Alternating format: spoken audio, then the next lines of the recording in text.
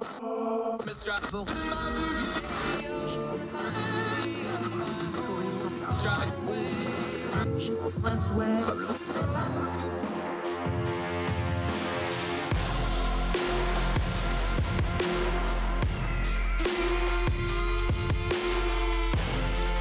your host, Andrew Donaldson.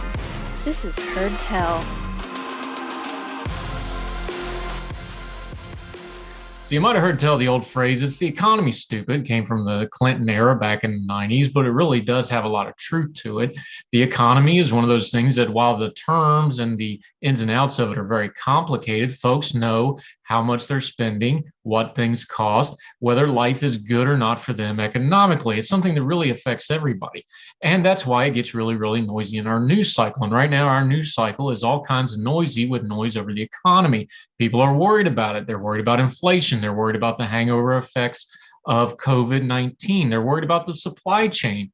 And these things are very complicated. So what's noise and what's good information? We're going to turn to a friend of ours, Abby Hall Blanco. She's a professor of economics at Bellarmine University in Louisville, Kentucky. She has all kinds of accolades and work that she's done on this subject, and she really knows how to explain these things. So we're just going to ask her, what should we worry about? What shouldn't we worry about?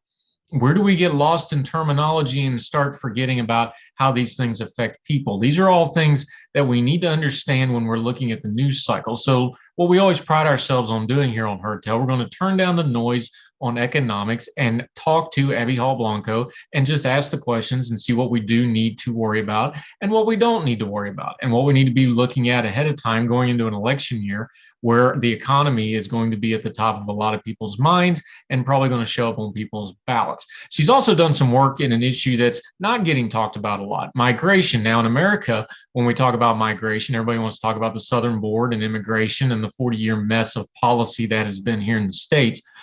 But overseas, immigration and migration is becoming a very big issue. And it's been a geopolitical, I'm going to call it weaponized. It's being used purposefully to try to affect world events. We're going to ask her about her work on that, and she's going to explain it. We're also going to talk a little bit about the lingering after effects of Afghanistan. Folks have already forgotten and stopped talking about the mess that was Afghanistan. Abby Hall Blanco has co-authored 2 books on militarism and things like this, especially how propaganda affects how we view things like the military, like overseas policies, like the war on terror and Afghanistan. We got a little bit of space from it. Last time I talked to her was actually when Afghanistan was kind of falling apart. So let's get her views since then.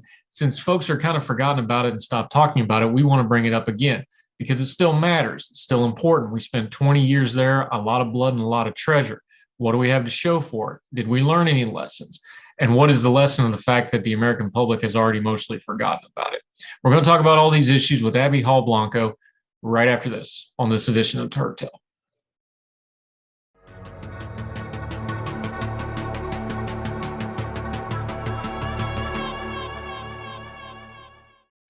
And I'm thrilled to once again to get to talk to Abby Hall Blanco, who's super sharp. And last time we talked, we were actually doing live radio on a really, really bad day. So this will be a little lower speed. But how are you, my friend? How you been doing? I'm great. How are you? Good, good. Let's just start with your bailiwick. You are an economist. As we previewed you, you talk a lot about propaganda. You talk a lot about how the government functions versus how the government presents itself. The economy is on a lot of people's minds. They talk about terms like inflation and things like this to get in the media, but where do you tell people, because everybody knows what you do in your life, I'm sure they'd reach out to you and be like, hey, explain this to me like I'm 5 because I don't understand this. How much of what we're seeing about the economy is just abstract panic? How much of it is cause for concern? Is there a propaganda element to some of this? Kind of steer us a little bit just to kick off today. Where should we actually worry and where should we be like, no, that's noise, let's turn that down and get to the information on what's actually going on in the economy right now? Sure. So I'll try to give the answer that my dad always asks for. So my family will ask questions of what's going on with insert topic here. And my dad will then follow that up immediately with the short version, please, because it's not always easy to do. So I think one of the big things that's on people's minds right now is what's going on with inflation. So people have been hearing that prices are rising. And if you've done any kind of grocery shopping or anything like that, chances are you're probably feeling it in your wallet. I know that I am. So inflation is a complicated issue. It caught some economists flat-footed. It did not catch other of us completely off guard. The big question that's being asked right now is, are these price increases? And when we talk about inflation, by the way, we mean about what's happening to all of the prices. So if all prices are generally going up, that's inflation. Because we're used to prices bouncing around all the time, but inflation's talking about all of the prices taken together. So the big question is the inflation that we're currently experiencing, is it transitory? So is this something that is going to get better over time, or is this something that's going to be sticking around for a while? And that question remains to be determined. There is some argument that some of it, at least, is transitory. Part of that relates to the fact that you have people who are wanting to spend, they're wanting to buy stuff, so they've got this like pent up demand because they've been locked down for almost 2 years at this point. And then we also have these supply chain issues. So there aren't enough goods and services to keep up with this demand. And then you've got this kind of perfect storm for higher prices. So if those supply chains eventually catch up, and there's some expectation that they will at some point, then we might expect to see prices going back down. However, you have to consider things like what's been going on with the Federal Reserve. We've been printing tons of money over the last couple of years. And when you use the printing press, then we oftentimes see that inflation follows that type of monetary policy. So I would pay attention to that. Other things people are giving a lot of attention to right now are oil reserves. So what's happening to oil and natural gas prices, which is something to be cognizant of.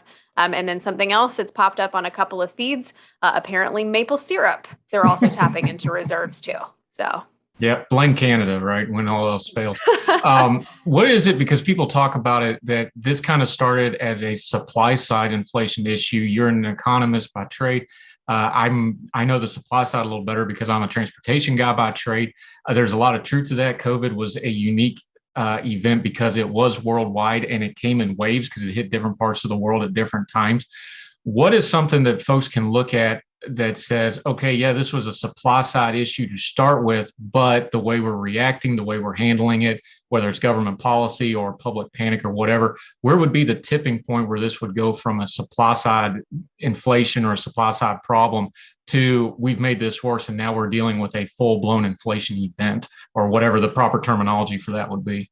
So I don't know that there's necessarily like a tipping point where if you're on one side of it, then you have this scenario and this road that you're going down, or if you're on the other side, there's another road. I think that there are a couple of different things that people can look at. As economists, we look at both the supply side and the demand side of the equation. So looking to see things like, how many ships are sitting docked off of the California coast waiting to be unloaded. That's something that we can look at, looking for supply chain issues. We also look at things like consumer sentiment, consumer confidence. We know how much people are spending, especially right now with the holiday season. People are going to be really interested in paying attention to how much people are spending in the retail sector. So I think there are a couple of different things that we could look at.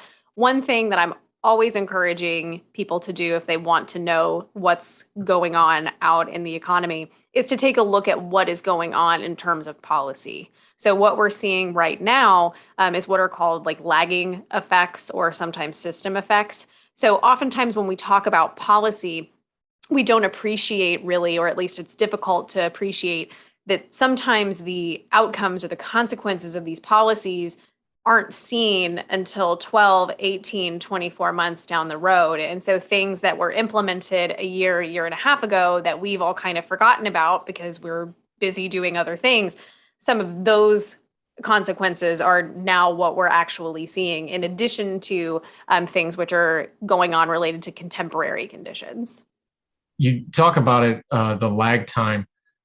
Is part of the problem when we discuss economics, especially in America and our current media environment, that we don't understand that there's a lag time, that we don't understand that, like, Yeah, we have a president, but he's been president for roughly a year, and there was a guy before him, and then the guy that was before him had a guy before him. They have lag times. There's a lot of this who gets caught in what chair at what time. Is that part of the problem when we discuss economics? Is we just kind of look at that national political sign and we don't understand it. Like, look, there's waves and layers and nuances to these economic problems that don't fit into our news cycle just perfect, and then people don't get the information on the economy that they really need to kind of make good decisions about things like holiday spending or like planning for next year when something that happened 18 months ago is going to affect the second quarter of next year and things like this.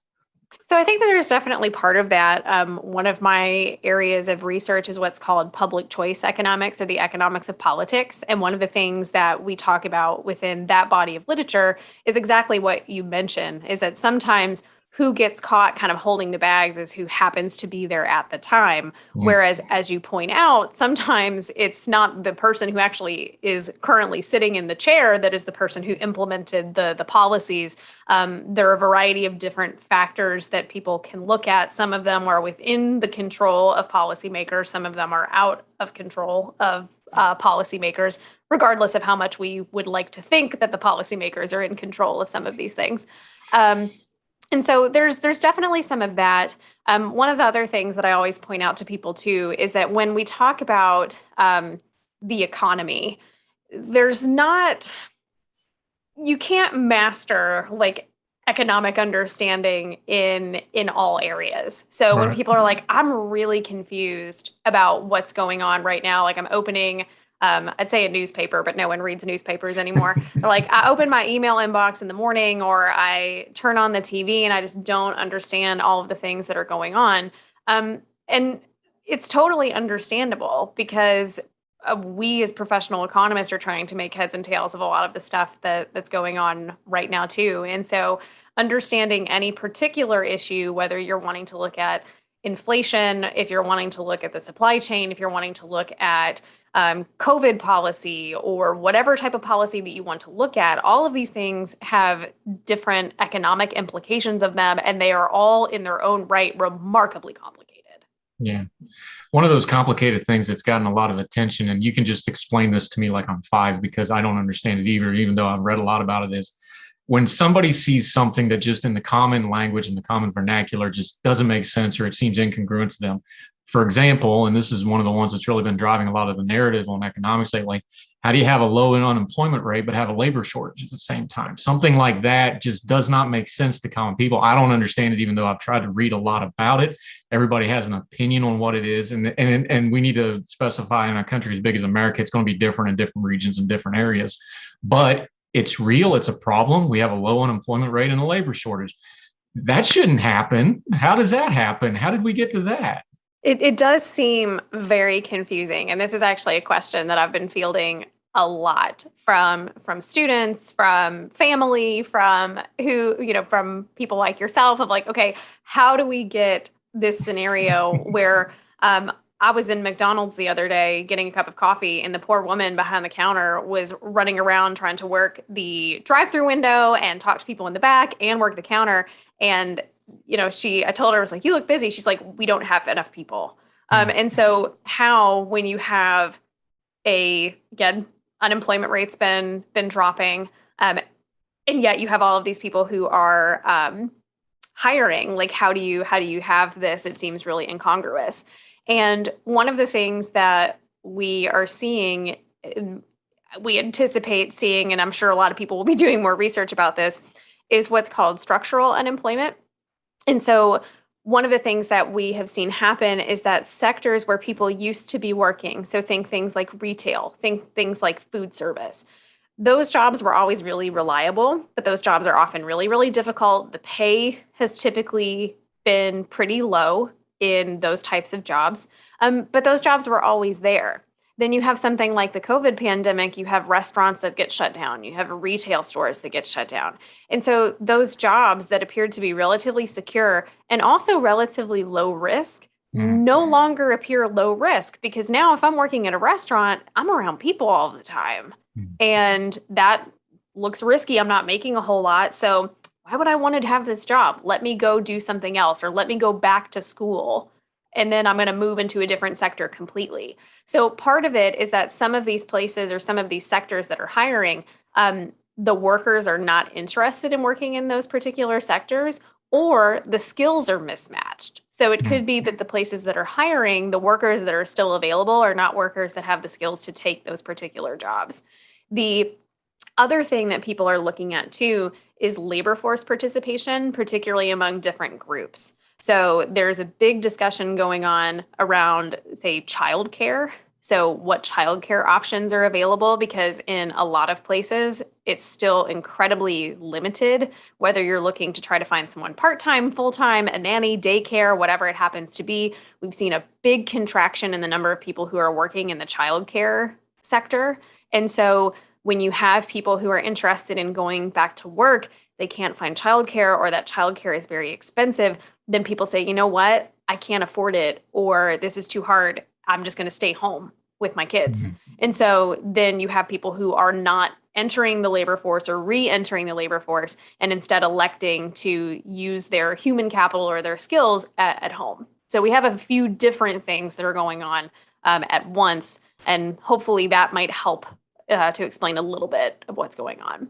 So since you get that question all the time, including from people like me, you should have an answer to the obvious follow-up question on whether it's your students, because you do teach economics, or in your advocacy, or when you're commentating, or when you're just writing a piece or talking because you've been doing lectures and stuff. What do you tell people, just normal folks, like, hey, here's where you need to go to get good economic information or good economic news, because our current news media is not doing a great job of getting into something that's as complicated as economics, because obviously they want to cover the cultural angle, or especially the political angle and those sorts of things, and they got 3 minutes for a clip or something like this. Where do you tell folks to, like, hey, here's where you need to actually look at this, pay attention to this type of thing in the economic sector, or pay attention when these type of people start saying this? What is it you tell normal people to kind of cut through the noise? How do they get good economic information in kind of a practical way that everybody can actually use it? Well, for the record, most people are like, okay, that sounds really boring, and their eyes roll in the back of their head, and they have zero desire for additional follow-up. But Fair enough. So in terms of looking at things like, if you want just the raw data and the raw numbers, so you want to know, okay, what sectors are hiring, what sectors are shrinking. The Bureau of Labor Statistics, or the BLS, is going to be your best place to go for actual data as it relates to unemployment. That is, they said, just presented very matter-of-factly. So this industry added this many jobs, this industry lost that many of jobs. So if you're concerned about spin or how things are going to be interpreted, there is no interpretation. It's the raw numbers. In terms of where I look, so that's probably the best way to answer that question. I subscribe to a few different email newsletters that I get in my inbox every morning. And so some of those are research related. Some of those are just general kind of what's going on out in the world. And I purposefully get them from different types of news outlets, so that I figure between the 2 or 3 of them that I'm going to skim, they're all going to be talking about the same thing in slightly different ways. But I always feel like that's pretty helpful as a means of getting a snapshot of what it is that's going on, because it can be really hard to separate through what's commentary versus, okay, what's actually happening. Since you brought it up, it's a good point. Do you find kind of the model changing a little bit for people that want to advocate on things like economics and things like this? The Substack and newsletters and the modern media environment. Do you find that that's helpful? Do you think that's kind of breaking down maybe some of the gatekeeping, where maybe folks only got to read 2 or 3 nationally known economists and that was it? Maybe do you think that's a good development for your chosen field, that there's that ability for folks to kind of take a la carte information, or do you find that that's kind of, I don't know, maybe digitizing and making more noise than is necessary? How's it land with you that you get, because obviously you get to do it too, because you're making media and you have your own way of doing it, but just overall for something like economics that was kind of a niche, is the wrong word, but it was definitely kind of specialized. Is that helping the general public, or do you think it's just causing more confusion, or what do you think? I think it's honestly probably a mixed bag. So I realize it's the most economist answer that I could give, which is it depends. And so I think that for some people, it's probably really helpful because you get information that's distilled down and you can explore in more detail if you want. One of the things that I have said, and I'm certainly not the only one, is that economics as a discipline is really interesting because people who are not economic experts nevertheless speak as though they understand like an economist would. So for instance, like if I tripped and I fell and as I'm falling, like I go up into the air for a minute, I'm not going to be like, oh, hey, well, I was floating for a second, therefore the law of gravity is suspended, right? And yet sometimes people will say like, well, the price of something increased and I bought more, therefore the law of demand doesn't hold and your entire discipline is wrong. And so there is something that happens when you have just a lot of people offering economic commentary who don't actually know a lot about what is going on in the economy. And so from that perspective, I think that might not be very helpful.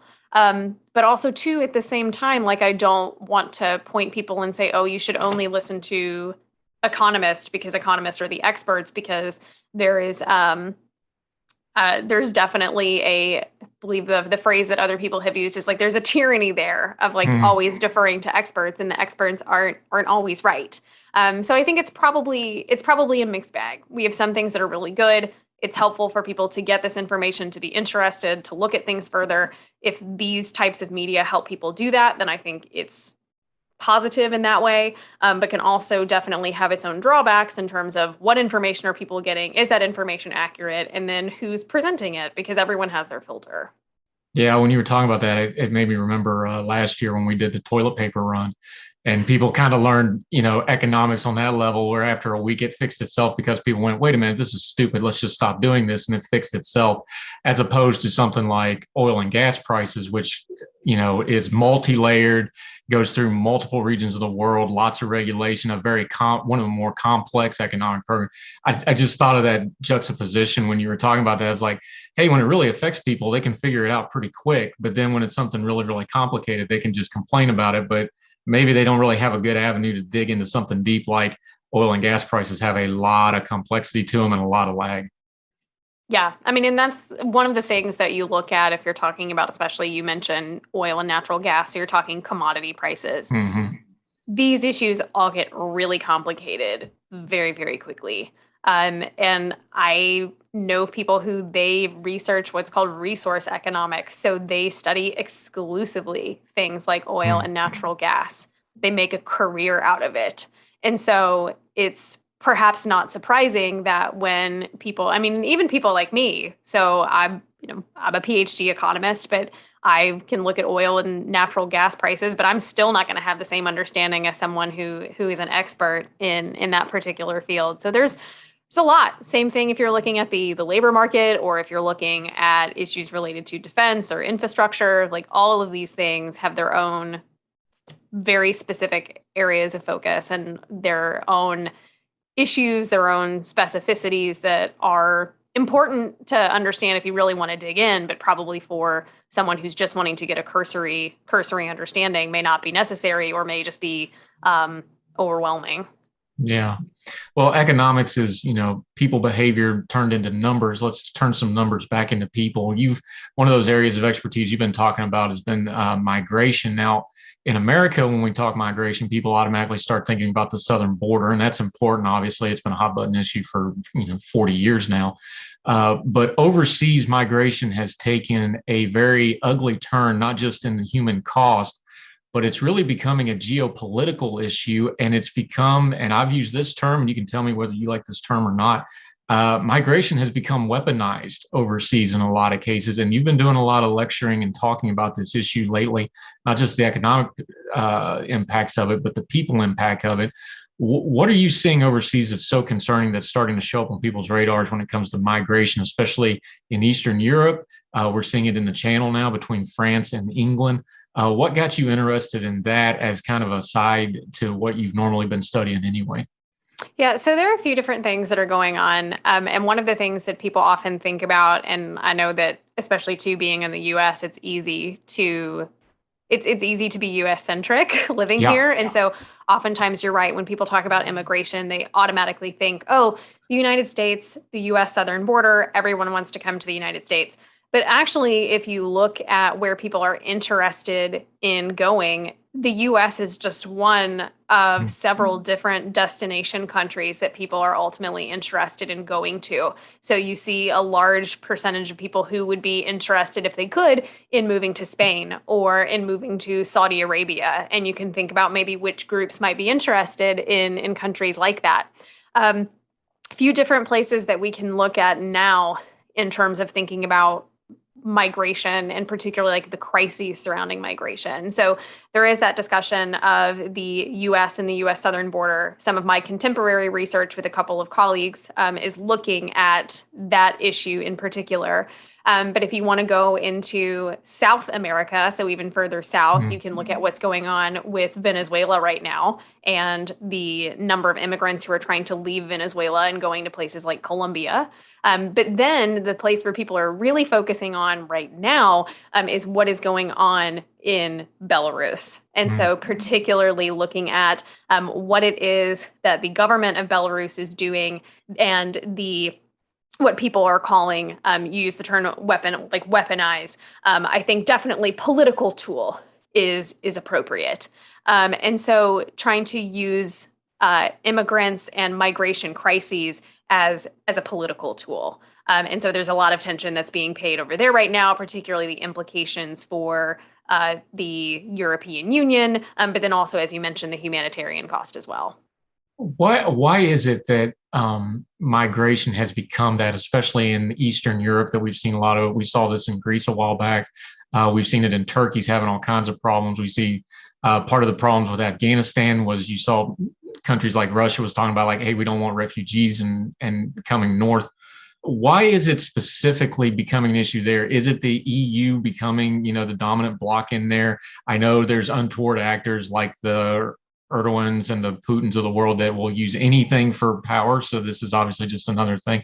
What is it that's really driving this all of a sudden? Because it seems like the last 5-10 years, this is getting worse and it's getting controlled is the wrong word, but it sure seems like it's getting specifically aimed at certain pressure points in the greater geopolitical discussion, doesn't it? Okay, so I'll start with that very broadly. So what is it that about migration that makes it such like a hot button issue? And then I'll narrow it down and I'll talk more specifically about what's going on in Eastern Europe right now. So when we look at immigration as an issue, and this is not anything that is new, right? So if you want to take it back to the United States, like you can look at legislation throughout the US history that is targeting specific groups of people. So whether it's trying to keep, Chinese from immigrating, if it's trying to keep people from Central and Latin and South America from immigrating, there's lots of different examples of this throughout history. So it's not anything that's new. If you look at the typical concerns that are raised about immigration, so you'll typically see things about wages, the use of social services, crime, other kinds of like integration or assimilation concerns and things like that. The literature is overwhelmingly clear that those are not issues of particular concern. So like immigrants don't depress wages, they don't lead to increases in crime, things like that. The data on that is really, really clear. So in terms of like historically, why do we see this? It's really easy to scapegoat another group. So you define people into like in groups and out groups. It's very appealing to be able to say, no, like these problems aren't anything to do with me. Like the problems are these other people who don't look like me, don't speak the same language as I do. They're the ones causing all of these issues. So from a historical perspective, that's kind of what we're looking at in the grand scheme of things. And we can dig into details on any of those other finer points in terms of like wages or crime or anything like that if you want. But like I said, the literature on that is really, really strong and very, very clear. In terms of what's going on in Eastern Europe right now, so focusing in on Belarus. So Belarus's current president is a man by the name of Alexander Lukashenko. So Lukashenko has been in power since 1994. And after the 2020 elections, there was a discussion about, and I use discussion in air quotes, there's discussion about whether or not he might have actually won that election. It wasn't the first time there's been a discussion about whether or not he actually won the election. And after this, what you see is that the European Union imposes sanctions on Belarus. You add on to this issues in terms of like forced repatriation, and then you look at the Ryanair 4978 incident. So people may not remember this, but this was back in, I think, May. You have a flight. There is a false bomb threat. They force this plane to divert to land in Belarus. There is a Belarusian journalist on board who was very critical of the Lukashenko regime, I think is an appropriate term to use. It's diverted as a result of this bomb threat. He's arrested along with his girlfriend. This leads to additional condemnations, some additional sanctions, and things like that. So this is what's going on in the background. So you have Belarus, who is being backed by Turkey and Russia, although they both deny that they are involved with this. Of course. But we're, relatively confident that in fact they have a dog in this fight. And so back in July, Lukashenko threatens to, I think the word he used was flood the European Union with refugees, particularly with trafficking, with armed immigrants and things like that. So what you have now is, or what you've been seeing, is you have these various like tourist agencies, again, air quotes there, that are enticing or trying to get migrants primarily from places like Iraq, Syria, and Yemen, but also other places in Africa. You have some folks from Russia there as well. These different Belarusian agencies who are trying to pull migrants to the Belarusian border, primarily with Poland, but elsewhere too, and then giving them, or it's been reported, giving them things like bolt cutters and stuff like that to try to help them get across the border. So this is, as you pointed out earlier, immigrants really being used as a geopolitical tool. So what's Lukashenko trying to do? I mean, he's trying to cause problems for the European Union. And you can think about what some of those problems might be in terms of you have human beings who are now on your border. You're trying to figure out who they are, what they're doing, and all of the types of resources that you're going to have to expend in terms of trying to contend with severe unrest along one of your major borders. But there's also been discussions too about migrants, being tear gassed or otherwise suffering like inhumane treatment. There's a lot of human rights concerns about whether these individuals have access to, clean water, even things like sleeping bags, things like that. So that's kind of what you've got going on in Belarus, but it's certainly not unique there of this being an issue. And an undercurrent of this, besides the politics, you are an economist. This is what you talk about. How economically stable is the EU right now? We know the UK left. We know Germany's shouldering more of the load than ever before, and Angela Merkel is passing off the scene, I think this week, if I'm not mistaken, now that the new government's formed. So that's a lot of stability for 16 years passing off the scene. Economically, because this is an economic pressure, like you said, threatening with migrants and refugees. How stable is the EU, just economically speaking, not just politically, from what you've seen? So I'll have to honestly punt on that question mostly, because I'm frankly not an EU expert, and so it's not my area of focus. There's been a lot of discussion around what has been happening with the EU. So you mentioned, Brexit as an example. You have these issues that are going on in Belarus. You have the Russian question that's like always kind of looming large off to the east of what's Putin doing. And so I think it'll be interesting to see with Merkel departing if that does have a major impact or not. There's always discussions about, the European Union in terms of being on a central currency. So you saw that several years ago with, the debt bailouts for Greece and the like. And so I don't know ultimately what this will mean for the the European Union, and like I said, Merkel in particular, exactly how much of a stabilizing factor she's been. And I'm sure it will change, but I couldn't guess to say exactly how at this point. Right. I always appreciate people that just say, I don't know. So thank you so much for that. Yeah, for sure. Because that's actually my whole being for doing all media is I don't know. I'm going to ask the question, see if I can figure it out. So no, it's just anytime you have that much stability changing, good, bad, or indifferent, there's going to be a changeover.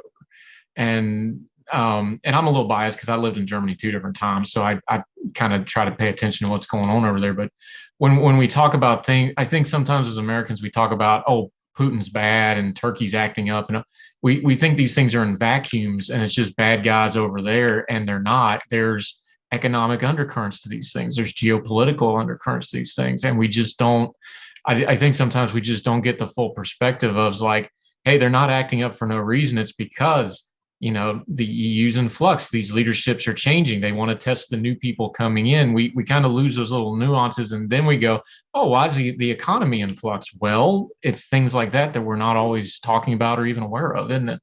Well, and the other thing too that's interesting about the US is that, so if you think about it, I mean, we have oceans on 2 of our borders, and then we have Canada to the north and we have Mexico to the south. So like in terms of how many neighbors that we have, we're pretty isolated. So like on a global stage, like the US, like we're kind of on a cul-de-sac, if you want to think about it like that.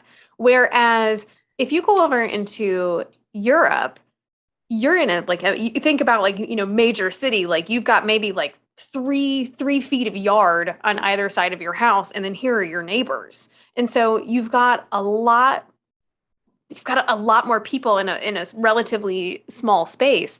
And also too, a lot of really long, complicated, complex histories there. So you're thinking about, take for instance, Eastern Europe, like we were talking about earlier. I mean, my students don't remember, and I barely remember, but you're still dealing with and have people who have very much a vivid memory of what it was like to live under the Soviet Union.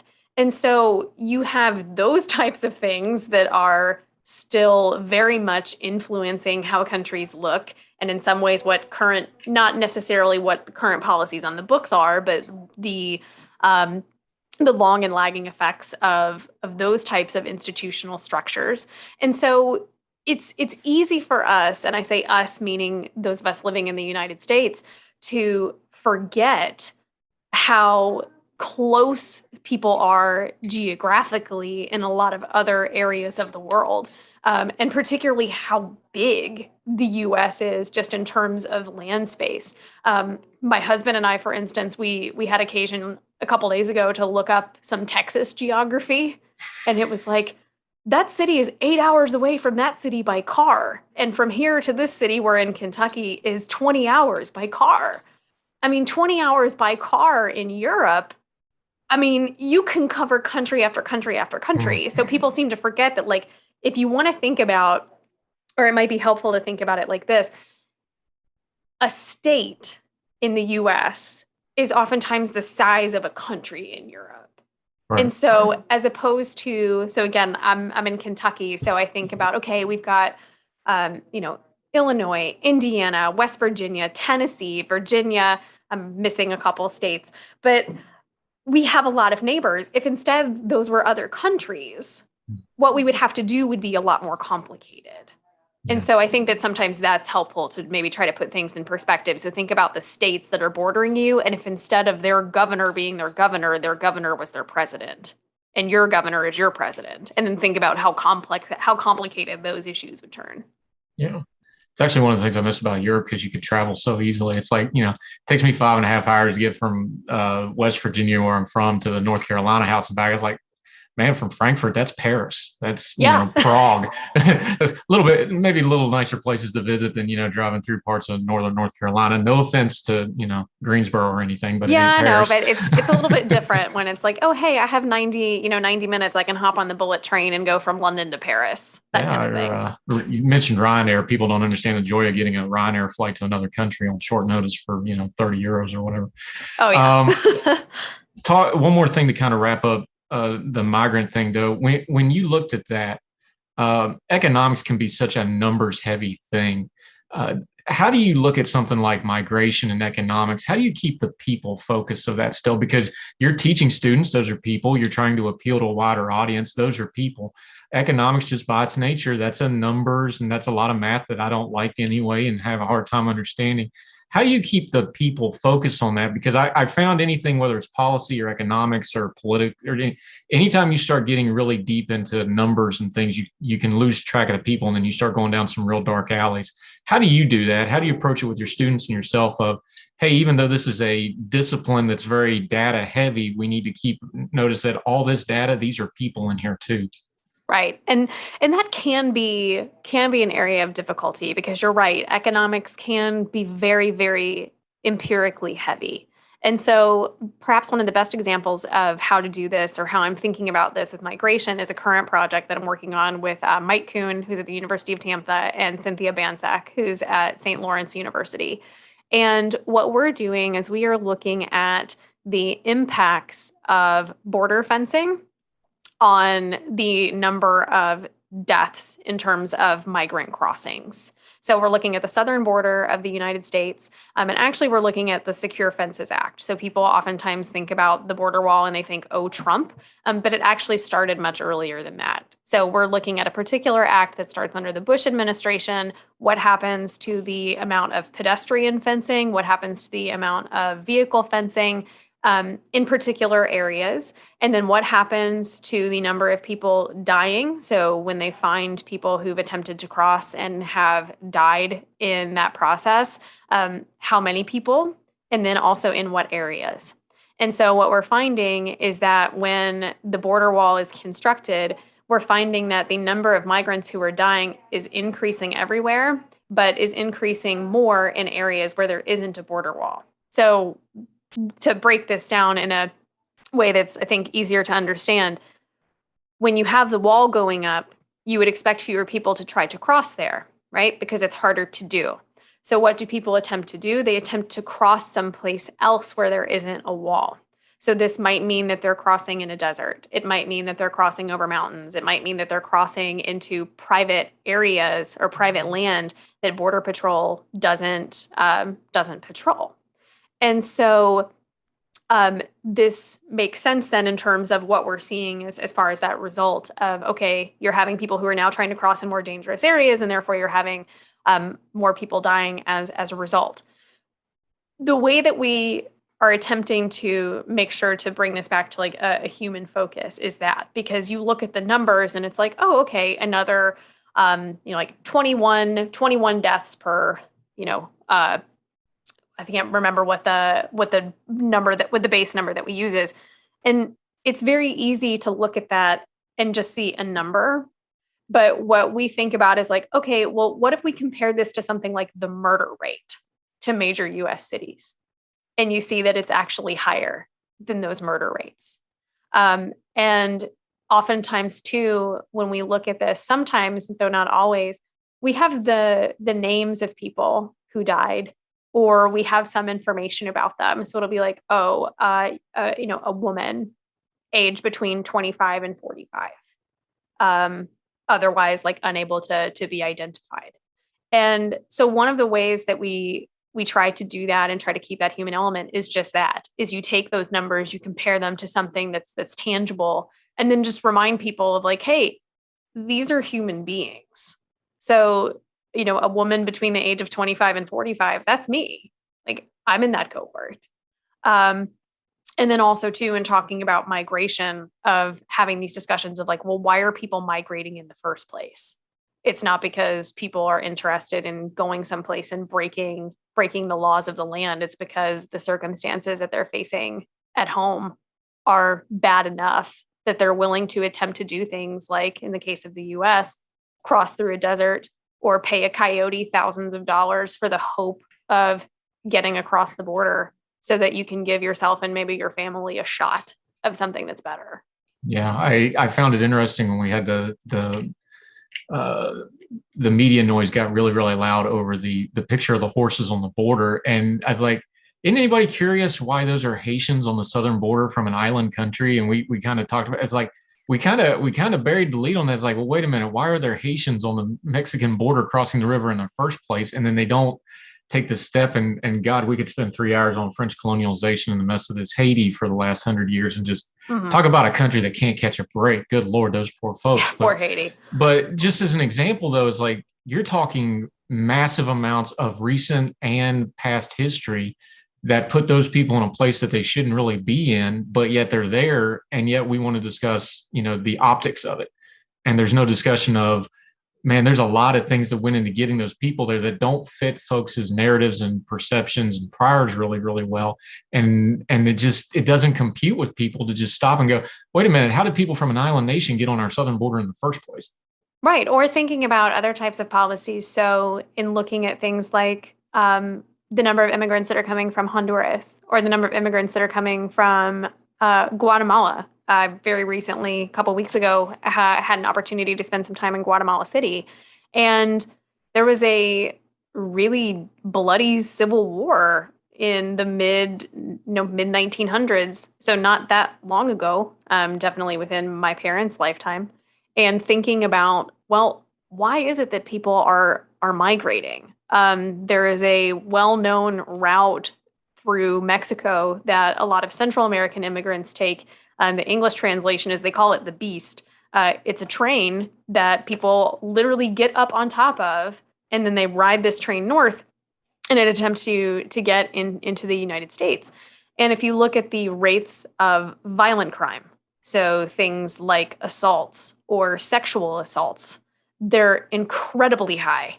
And yet you see people, clinging onto this train, including people doing things like putting their children on top of this train.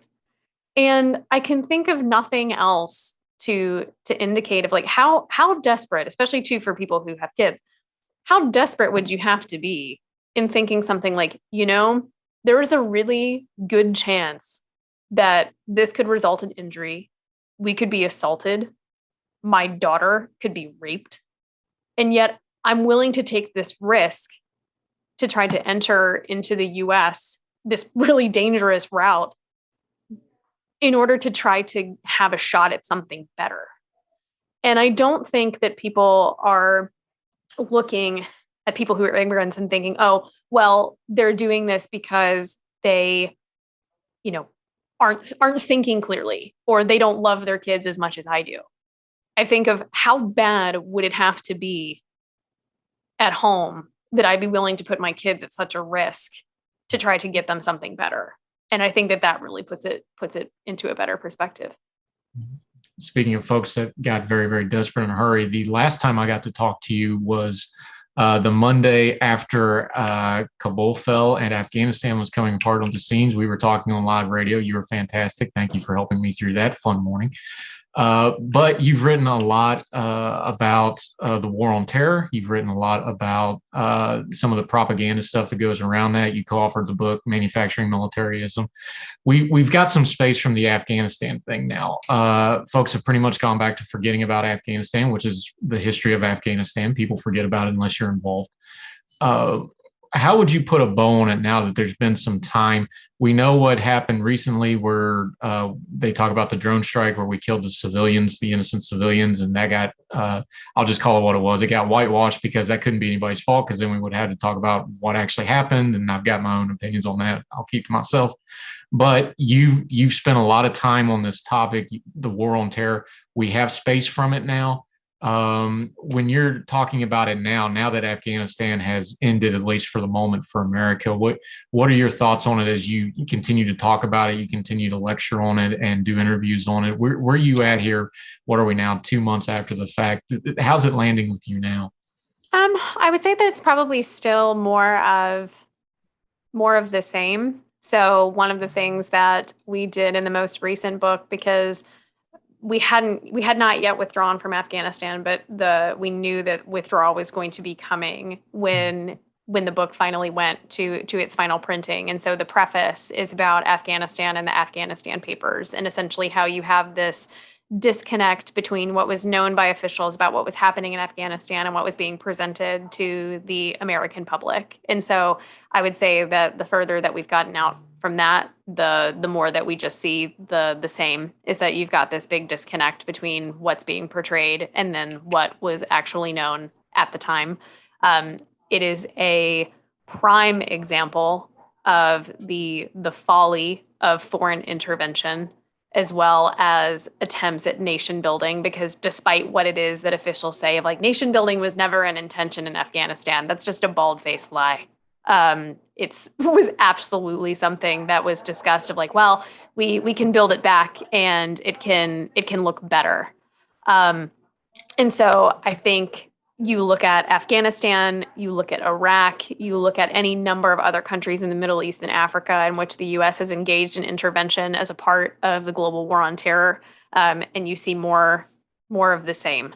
You've got all kinds of cost, human, monetary, non-pecuniary, and ultimately the individuals who are paying the price are the people of Afghanistan. What I think is really unfortunate about what's happened in Afghanistan over the last 2 months is exactly what you've pointed out. People were really upset when the withdrawal first happened. And now, if you ask people like, well, what's going on in Afghanistan? People have no idea.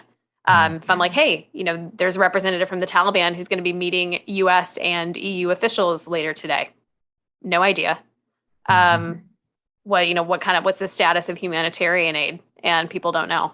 And I think that is predictable, but also incredibly sad.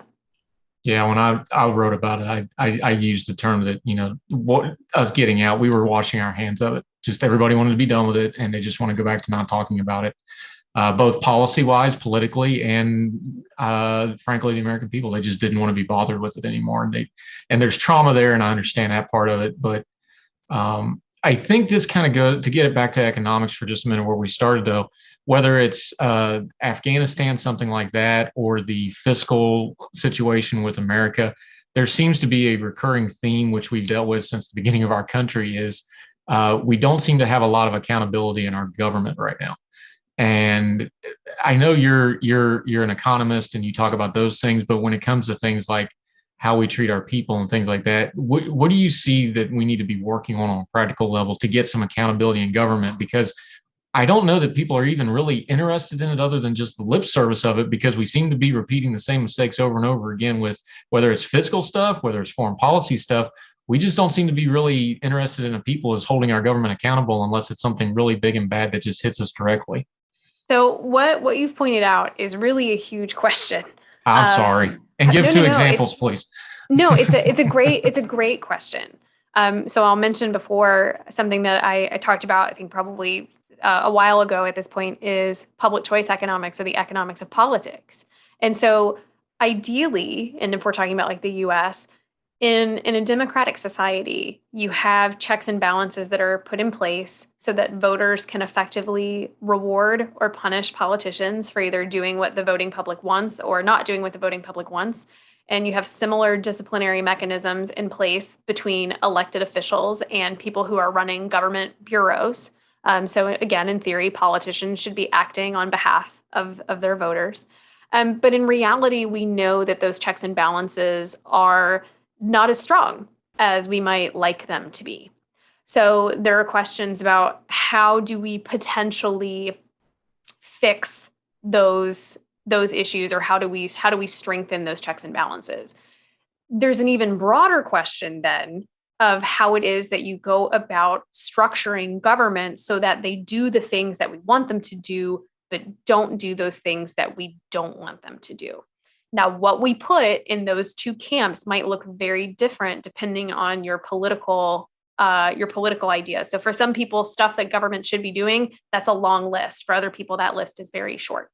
But regardless of that, we can still think about the rules under which government operates. So there's a different branch of economics called constitutional political economy, or CPE. And that branch of economics is all about trying to figure out, well, what are the rules that government operates under that can try to get us those better outcomes, better being ones where we have government doing what we want them to do and not what we don't want them to do. So that's kind of big picture. And then practically speaking, That's another question. So there are lots of people who have all kinds of ideas about how you can make government more effective. So you see people doing things like proposing term limits or universal voting or banning lobbying or campaign contributions and things like that.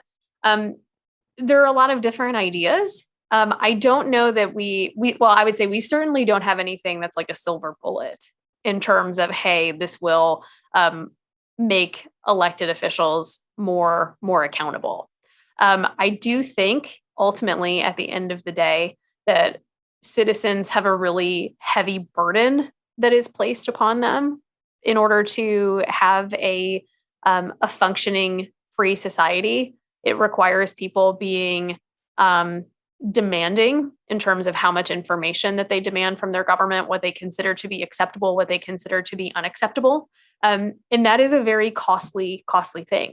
There's a Nobel Prize winning economist by the name of James Buchanan who wrote an article. It's titled, I believe, Afraid to be Free, and talking about how it is an incredible amount of work on the part of citizens in order to live in a free society. And so I think if you want to talk about practical things, having people, again, demanding information from their elected officials and then acting upon that information is critically important. I know that's, again, not necessarily something concrete and actionable, but that's the best way I think I could answer that question at this point. Democracy dies of laziness will be a great topic that we need to delve into further down the road. Abby Hall Blanco, you are a fount of knowledge, and I've always appreciated getting to talk to you. It's nice to talk to you a little longer form, but let folks know where they can find you, what you have going on with your social media and your writing and your teaching. I don't know what the admission standards for Bellarmine University are, but if they want to be in your economics class, I'm sure you'd be happy to have them as well. But where can folks find you? Yes, I'd absolutely love to see people in my economics classes. My personal website is abigailrhall.com. So there people can find links to a lot of my different papers. You can find my CV, as well as other media links and contact information if people want to get a hold of me. I am also on Twitter under Abigail_Hall,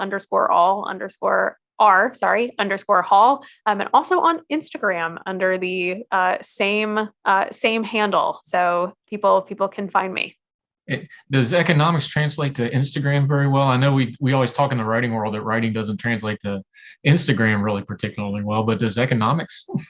One of the things that I've loved about Instagram is that if I see something that I'm like, oh, this is a really great economic concept, I can take a picture and I can put it up on Instagram. And then not only do I have something that I can put up to amuse me temporarily, but I also have a really nice repository of examples that I can use for class. You might want to go trademark photogenic economics. That might be something you want to, Ooh, keep I a like handle that on. idea. Yeah, I like the capitalization idea. There you go. We'll just throw that in there for free for you. But Abigail Hall Blanco, thank you so much for your time today. And I look forward to talking to you again soon. Absolute pleasure. Thanks. Thank you, ma'am.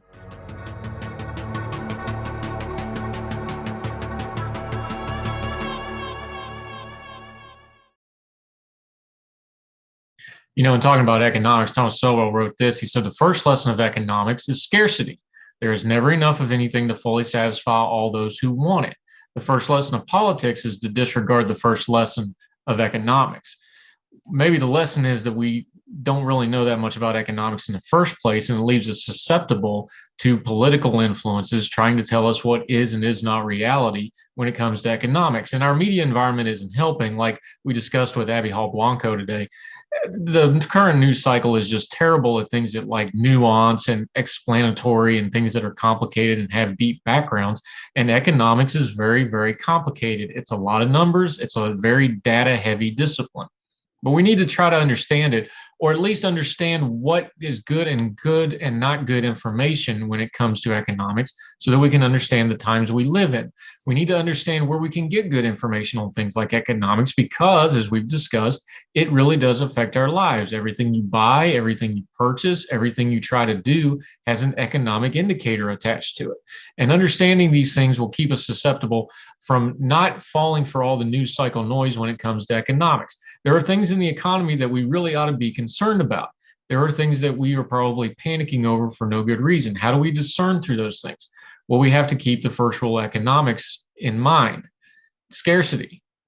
And the scarcity is that most of us don't have enough knowledge about it. So let's have a little bit of humility when it comes to things like economics, find good information, and not just react to everything we're being told about it, because it is a tool. And we don't want any tool to become weaponized, especially politically, especially going into a political and election season where the economy is going to be on the top of everybody's mind. Discernment must be the most important thing we have. That doesn't have to be scarce. It's something we should be abundant in, even on something complicated like economics. And one really important thing we want to keep in mind that we talked to with Abby was things like economics, things like politics. We never want to forget that we're dealing with people, not just figures, not just policies. We're all in this together. Let's never lose our humanity, especially over things like numbers and economics or migration. That'll do it for this edition of Heard Tell. So thankful that you're with us, whether you're watching on YouTube or listening on any of the podcast platforms like iTunes or Spotify, Google, Amazon, iHeartRadio.